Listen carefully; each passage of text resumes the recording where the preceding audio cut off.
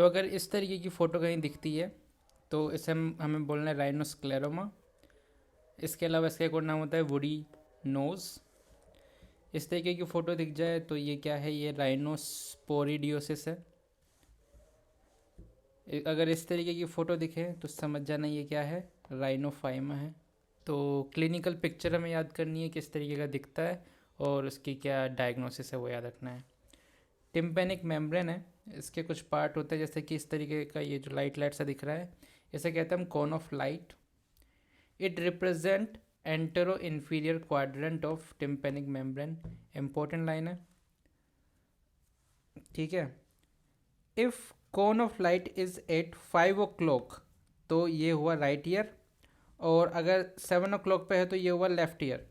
तो ये जो कोन ऑफ लाइट है ये कहाँ दिख रहा है, ये 5 बजे के अराउंड दिख रहा है। तो ये कौन सी किस कान की टिम्पेनिक मेम्ब्रेन है, तो अगर 5 o'clock है तो ये हो गया राइट ईयर। तो सिर्फ कोन ऑफ लाइट को देख के हम पहचान सकते हैं कि राइट ईयर है या लेफ्ट ईयर है।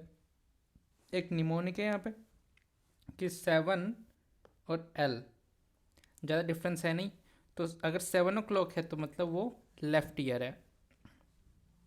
देखो ये एक एग्जांपल भी है, 7 o'clock पे है अगर कोन ऑफ लाइट तो वो लेफ्ट ईयर है। अब कुछ वन लाइनर क्वेश्चंस होते हैं जैसे कि most common site of perforation of ear, perforation of tympanic membrane, सही क्वेश्चन ये है। तो वो क्या होगा, एंटेरो इन्फीरियर क्वाड्रेंट है। Most common site of rupture in trauma, antero inferior quadrant.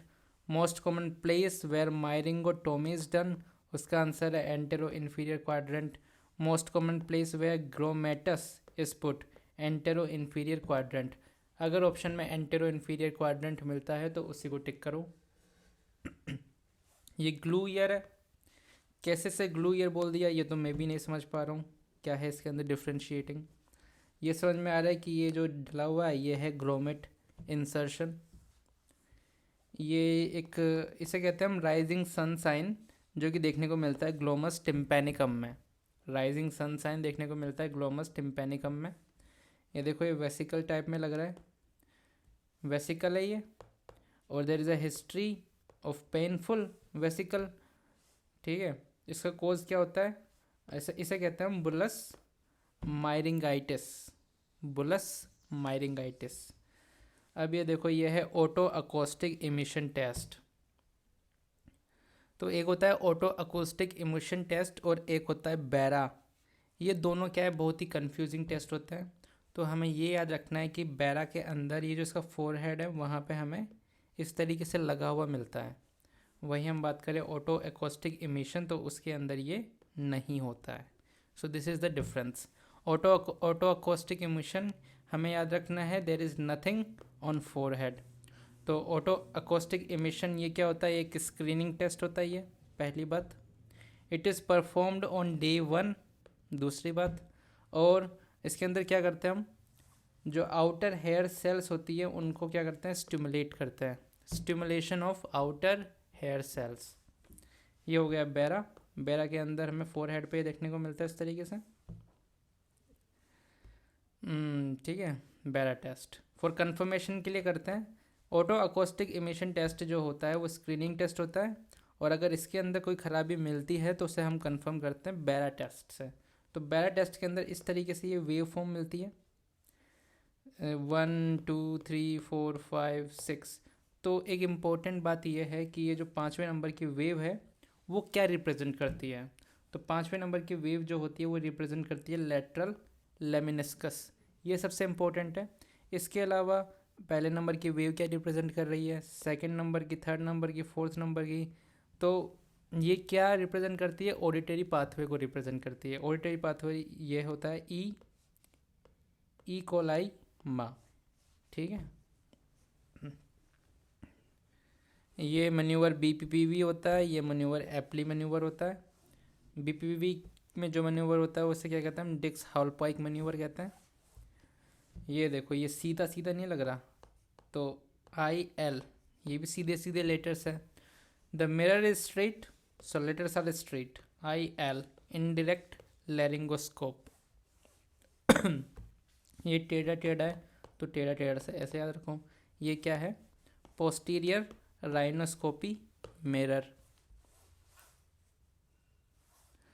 अगर रिकरेंट रेस्पिरेटरी पेपिलोमेटोसिस देखने को मिलता है, ये इमेज देख के हमें पहचानना है कि ये क्या है, रेस्पिरेटरी पेपिलोमेटोसिस है। This is because of HPV 6 and 11 और इसका ट्रीटमेंट होता है CO2 लेजर। ये क्या है? ये है टर्बन एपिग्लोटाइटिस, टर्बन जैसा लग भी रहा है ये। It is seen in TB and pain is lesser in it. Okay, ये ओमेगा शेप्ड एपिग्लोटिस है, ये लेरिंगोमलेशिया में देखने को मिलती है। लेरिंगोमलेशिया में और क्या मिलता है? इंस्पायरेटरी स्ट्राइडर मिलता है, but it got resolved in prone position, resolved by 2 years। Laryngomalacia ये जो बीमारी है ये 2 साल तक होते होते ठीक हो जाती है ऑटोमेटिकली। इन टीचर्स और सिंगर्स इस तरीके का क्या है? ये वोकल नोड्यूल है ये, और ये क्या होता है? बायलैटरल होते हैं। वही जो वोकल पोलिप होते हैं वो क्या होता है? यूनिलैटरल होते हैं, और उनमें ये हिस्ट्री शायद नहीं रहती है। तो टीचर्स और सिंगर्स जो कि बहुत अपना गला फाड़ते हैं, उनके अंदर ये बायलैटरल वोकल नोड्यूल हो जाता है। ये क्या है? ये रेंकिस एडिमा है। It is associated with GERD।